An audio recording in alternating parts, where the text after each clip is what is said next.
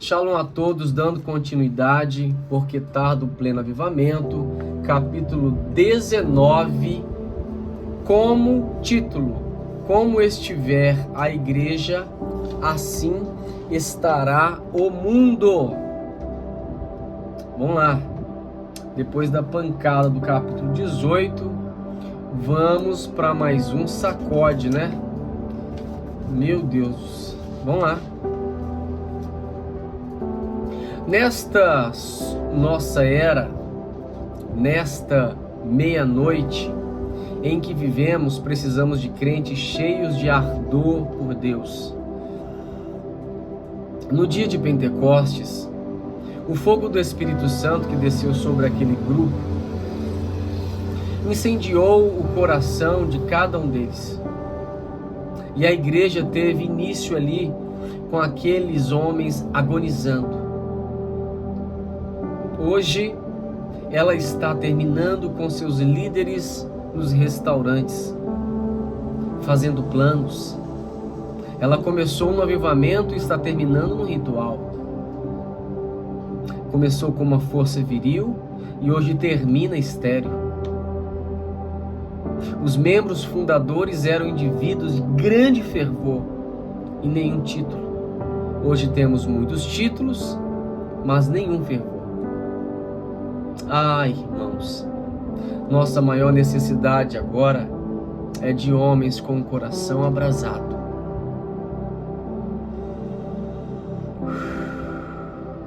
Os crentes precisam ser colunas de fogo, guiadas por Deus, para orientarem uma geração desorientada.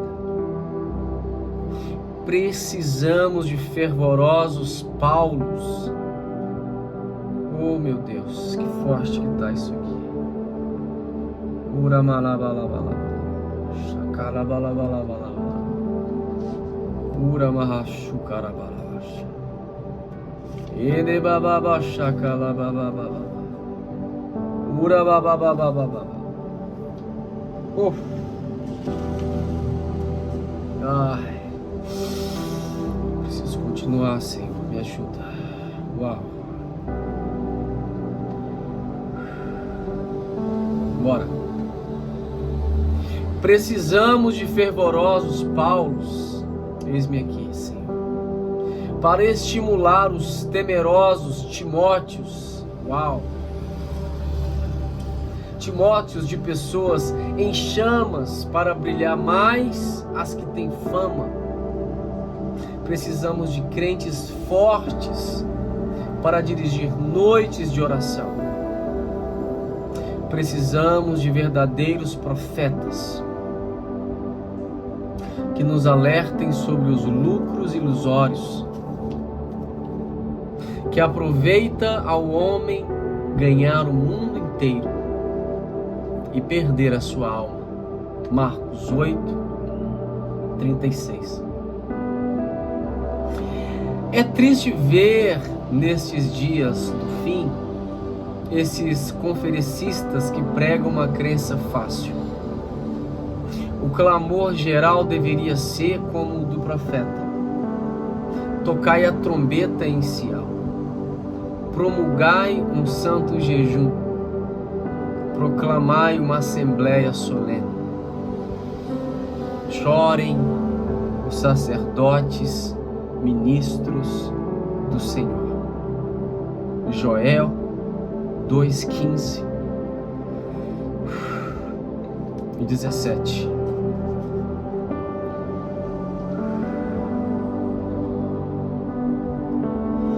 Comparados com um coração que conheceu o fogo de Deus, mas permitiu que ele se apagasse, os picos gelados dos Alpes são até quentes.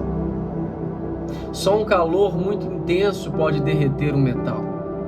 Removendo-se o metal do fogo, ele se solidifica.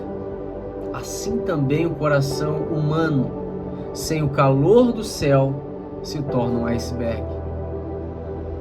Se um pregador não possui o Espírito de Deus, Seu gabinete de estudos não passa de um laboratório onde ele disseca doutrinas e cultiva dogmas sem vida. É preciso unção para ensinar. A verdade tem que ser apresentada de forma incisiva. E a palavra de conforto deve transmitir vida em vez de deixar o ouvinte sonolento. Precisamos urgentemente de crentes inspirados. Esta geração degenerada necessita de homens movidos pelo Espírito. Se nosso ardor não passar de uma mera chama humana, se nosso fogo nada mais for do que um sectarismo carnal, algo passageiro, será apagado pela ventania da iniquidade que varre esse tempo do fim. Nesse momento, o mundo está sendo avassalado pelo impetuoso vento das falsas religiões e do cristianismo morno.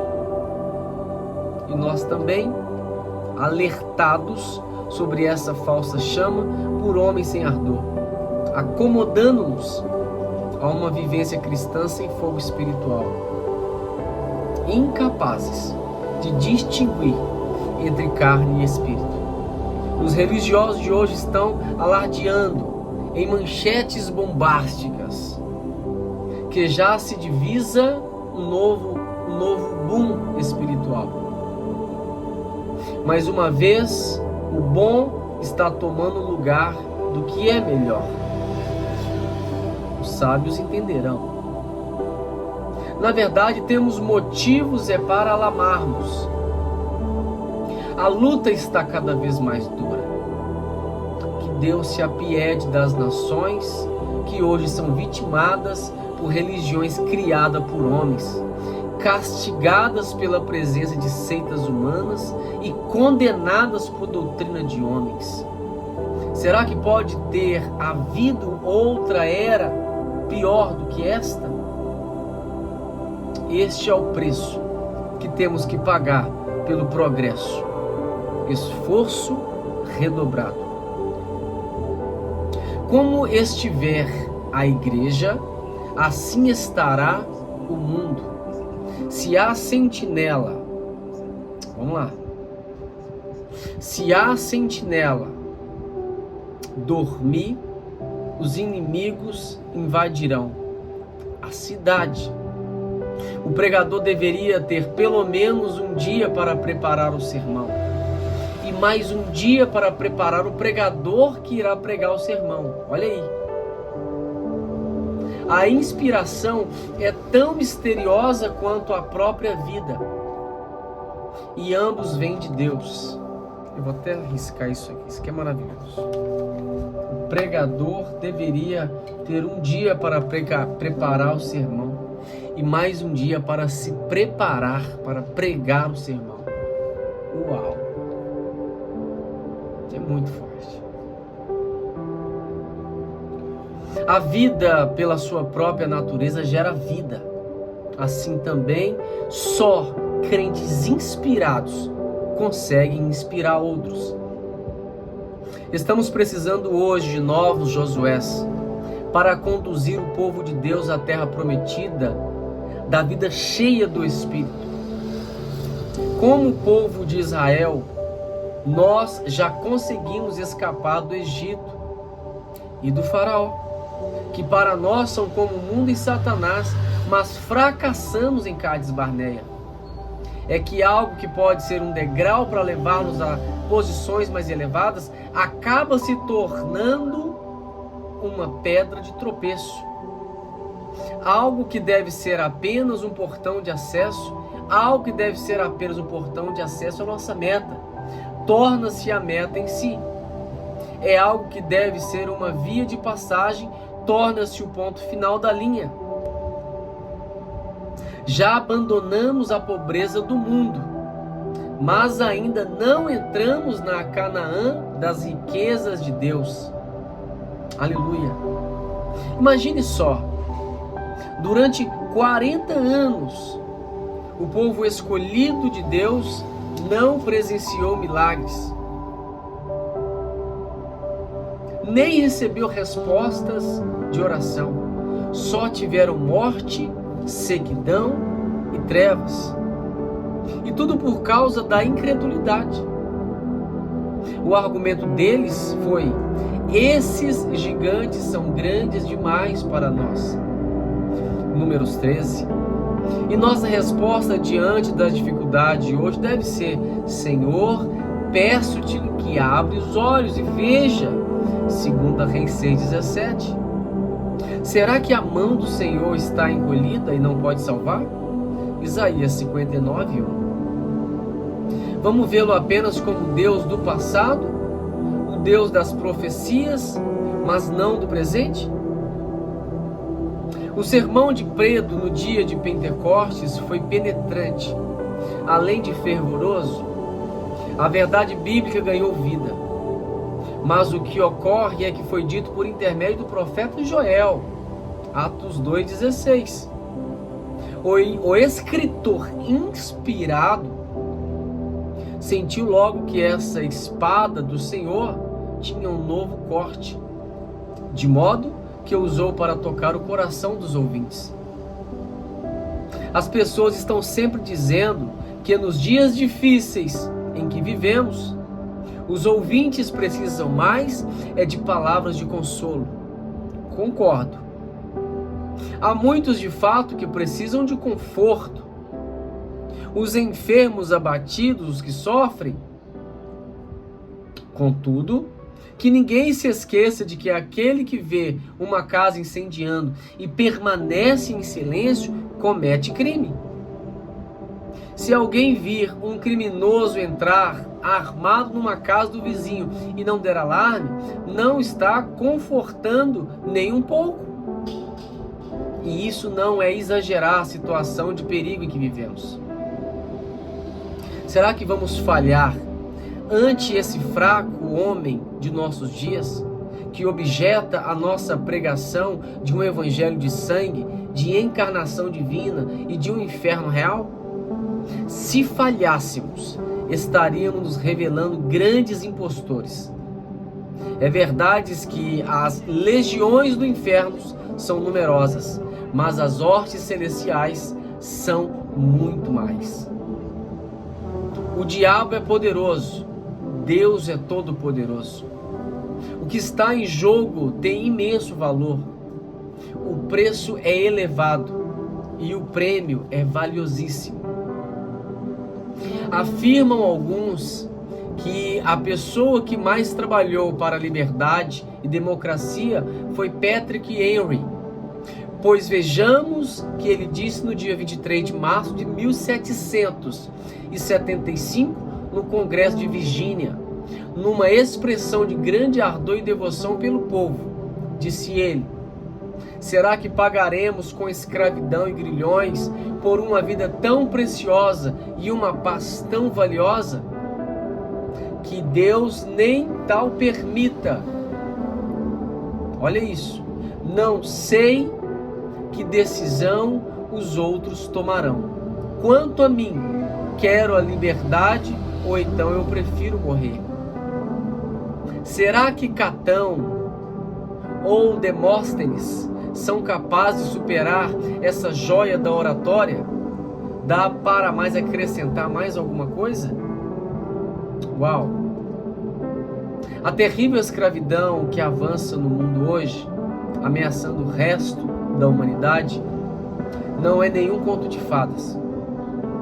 E se porventura o comunismo viesse a conquistar o mundo todo, um fato terrível e inimaginável.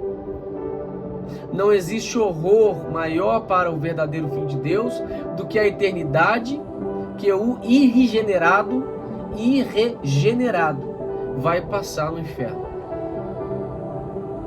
Talvez possamos aplicar as palavras de Henry ao nosso contexto. Abre aspas. Será que pagarei com infidelidade a uma existência sem oração por uma vida cômoda? Será que no grande tribunal de Deus, os milhões que pertenceram não irão descrever-nos como materialistas que conhecem alguns versículos? Que Deus nem tal permita. Não sei o rumo, não sei que rumo os outros tomarão. Quanto a mim, quero um avivamento. Quero um avivamento em minha vida, em minha igreja, em minha nação, ou então eu prefiro a morte. Uau! Meu Deus!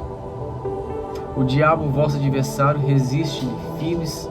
O diabo é o vosso adversário. Então, resiste-lhe firme na fé. Palavra de Pedro. Uau!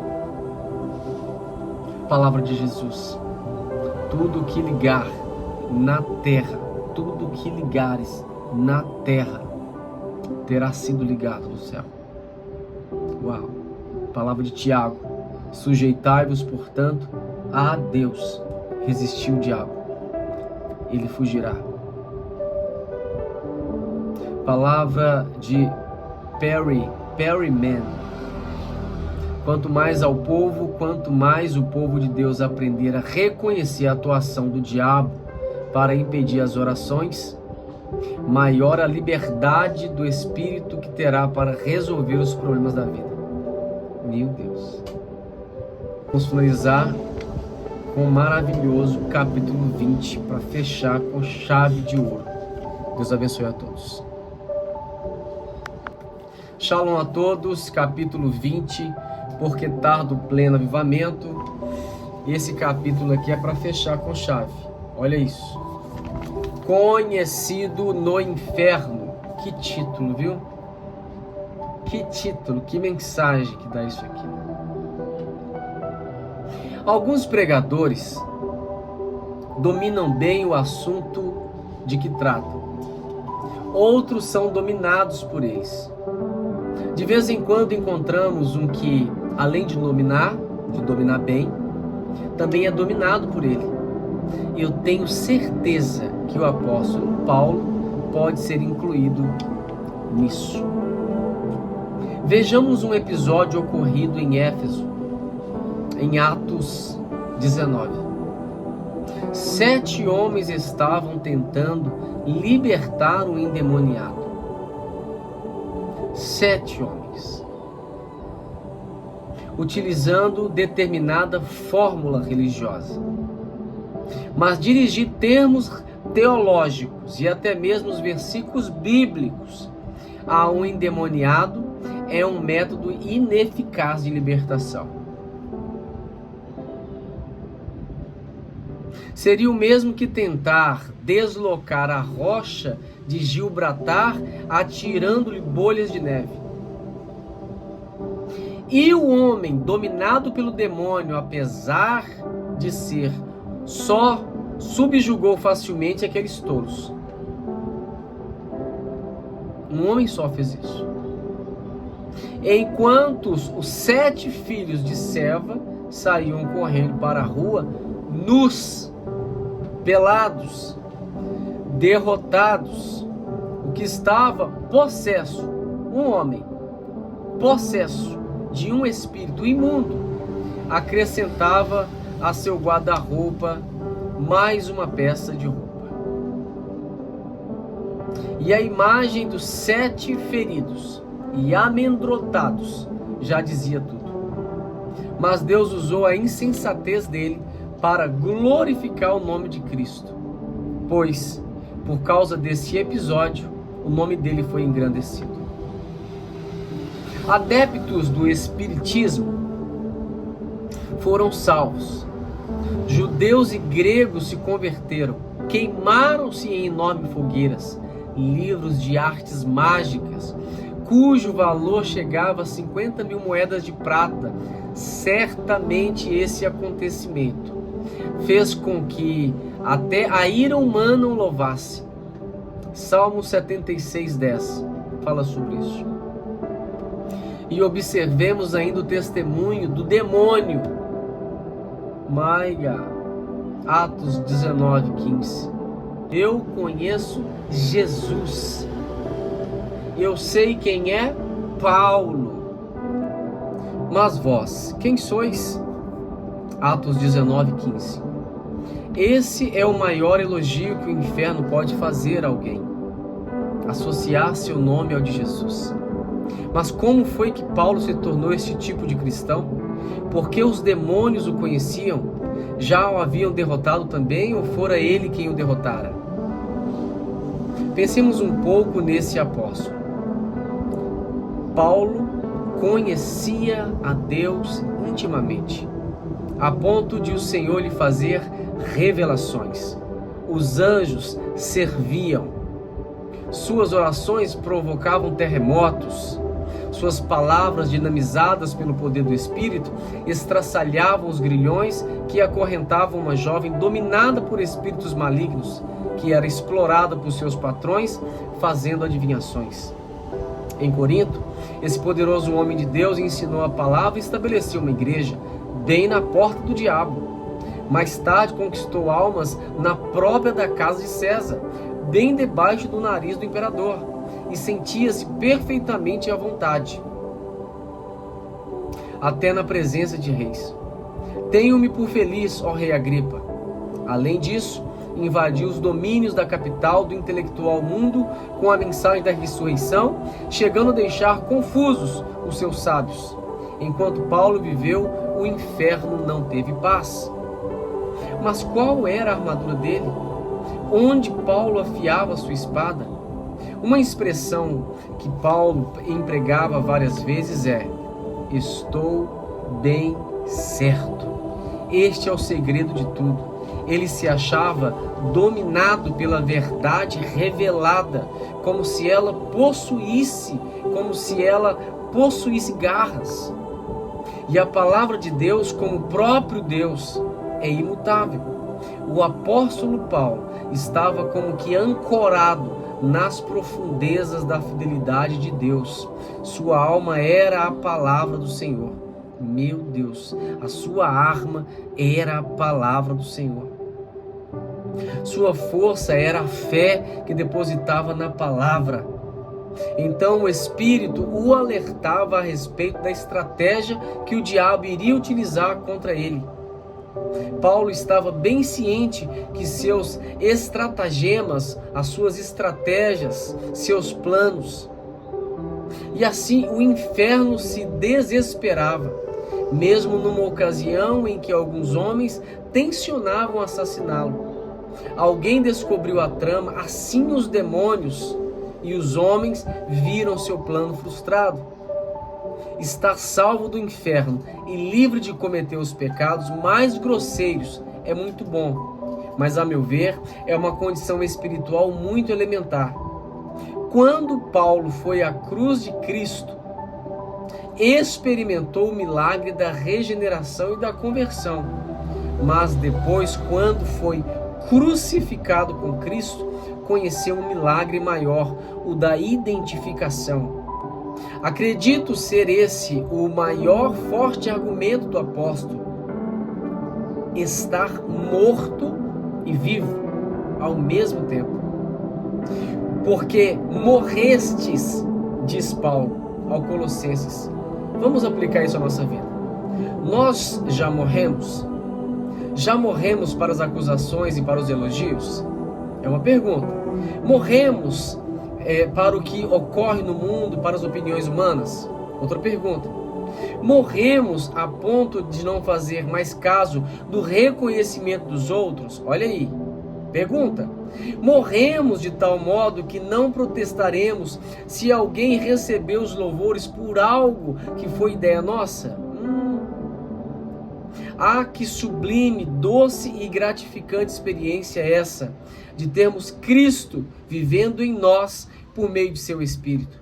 E assim podemos dizer, podemos cantar como John Wesley: morri para o mundo e seus prazeres, para sua inútil pompa e gozo passageiro. Jesus, sê minha glória. E Paulo havia morrido, mas depois acrescenta: já não sou eu quem vive. O cristianismo é a única religião no mundo cujo Deus vive dentro daquele que crê nele. E Paulo já não lutava mais contra a carne, nem contra a sua, nem com as dos outros. Sua luta era agora contra os principados e potestades, contra os dominadores deste mundo e potestades. Será que isso explica porque aquele demônio disse: eu sei quem é Paulo? É o que o apóstolo estivera lutando contra as potestades demoníacas. Em nossos dias, essa arte de ligar e desligar que Paulo dominava também está quase esquecida ou totalmente ignorada. E ao dar a última volta de sua corrida terrena, ele afirmou: combati o bom combate. Os demônios devem ter dito amém a essa declaração, pois sofreram mais com Paulo do que com o apóstolo com eles. É verdade. Paulo era, sim, conhecido no inferno. Outro fator que o levava a ser tão destemido era o conhecimento que tinha da ira de Deus para com o pecado. E assim, conhecendo o temor do Senhor, persuadimos os homens. 2 Coríntios 5:11. Paulo via o pecador como um perdido. Outro dia vi alguém projetar um slide numa tela, mas a imagem estava embaçada e não dava para identificar nada.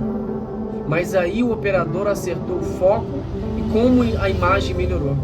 Assim também nós, os crentes, estamos precisando enxergar com clareza o estado de perdição em que se encontram os homens, pois nossos olhos se acham embaraçados com relação à eternidade.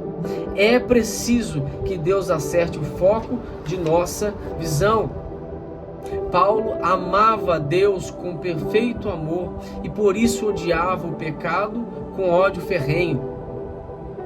Por isso também viu as pessoas não apenas como meros prodígios, mas também como rebeldes contra Deus. Não apenas como afastados da retidão, mas como conspiradores aliados com a iniquidade, que teriam de ser castigados ou então perdoados.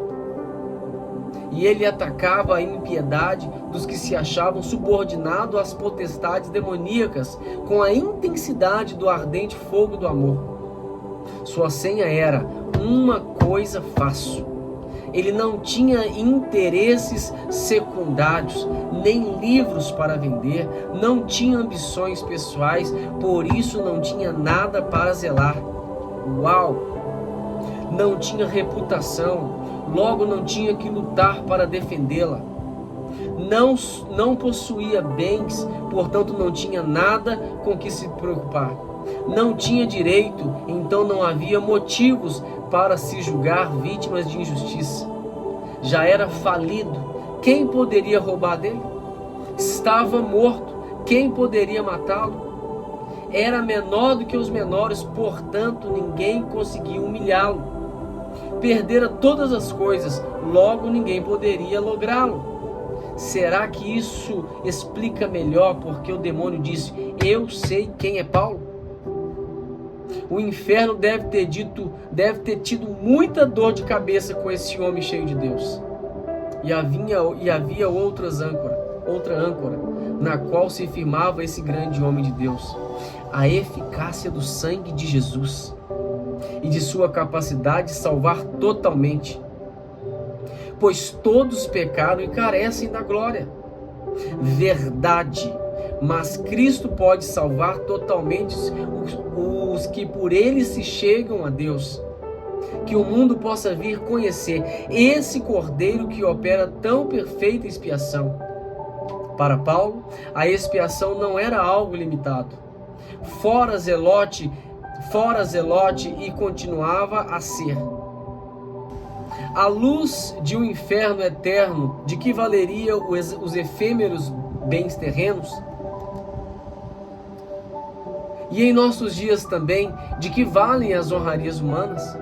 Ou os planos do inferno? Neste momento, os homens estão perdidos. Como estarão depois que morrerem? Neste momento, a alma dele está sendo arrastada para o redemoinho de terrível iniquidade, que por fim os precipitará no inferno eterno. Isto é verdade? Paulo estava convicto de que era. Então, desperta, desperta, arma-te, força, braço do Senhor. Desperta, desperta, arma-te de força, braço do Senhor.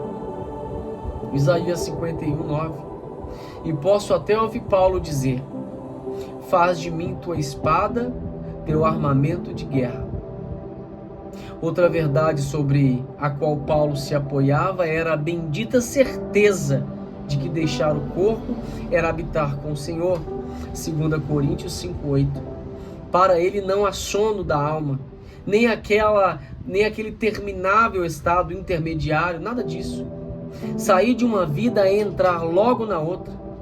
Antes, na ideia da eternidade, a linguagem era falha e a imaginação claudicava.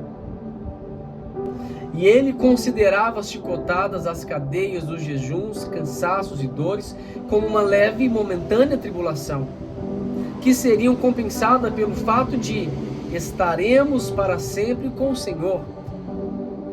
Os demônios desperdiçaram sua munição contra Paulo. Portanto, é de admirar que um deles tenha dito: eu sei quem é Paulo. E a última verdade sobre o qual o apóstolo ancorava sua alma era: porque importa que todos nós comparecemos perante o tribunal de Cristo. 2 Coríntios 5:10. O fato de ele viver sempre com os olhos fixos nos valores eternos fez com que essa prova final talvez perdesse seu aguilhão, vivendo de uma maneira certa aqui na terra. E não me refiro apenas de viver retamente, mas segundo o padrão proposto na palavra de Deus. Revolver-se o problema do além. Paulo se tornara tão semelhante ao Filho que podia dizer: o que também aprendestes e recebestes e ouvistes e vistes de mim, isso praticai. Filipenses 4:9. Olha isso que forte. De um modo geral, em meio arriscado imitar uma cópia. Mas no caso de Paulo, pois ele se achava plenamente rendido a Cristo, santificado e satisfeito, isso é, aperfeiçoado em Cristo. A pergunta é, para terminar o livro: será que alguém ainda acha estranho um demônio haver dito: eu sei quem é Paulo? Eu não. Assim termina o livro maravilhoso, Porque Tardo o Pleno Avivamento. Deus abençoe a todos vocês. Eu estou extremamente rico, estou extremamente edificado com essa leitura, que está todos os dias me transcendendo para um novo momento de intimidade maior com o Espírito Santo. E eu espero do fundo do meu coração e da minha alma que você também transcende para esse nível de glória que o Senhor vai te colocar depois dessa leitura. Eu oro, eu abençoo a sua vida para que o pleno avivamento não venha tardar por nossa causa. Eu oro para que o avivamento aconteça agora e já. Que o Senhor levante, ó Deus, mais Josués. Que o Senhor levante mais Elias. Que o Senhor levante mais Paulos. Que o Senhor levante mais homens de Deus, para manifestar a tua glória e o teu poder. Assim nós oramos e te damos graças, Senhor, por essa leitura. Aviva-nos, aviva-nos para trazer esse avivamento. Em nome de Jesus, amém. Obrigado a todos. Eu vou pedir a vocês com muito carinho, vão lá no comentário, deem um like, comentam, compartilhe, ative o sininho, nos ajude aí a expandir esse canal. Isso é para a glória de Deus. Fiquem preparados que o próximo livro está a caminho. Provavelmente será um dos livros do nosso apóstolo Pedro Medina. Deus abençoe a todos. Abraço.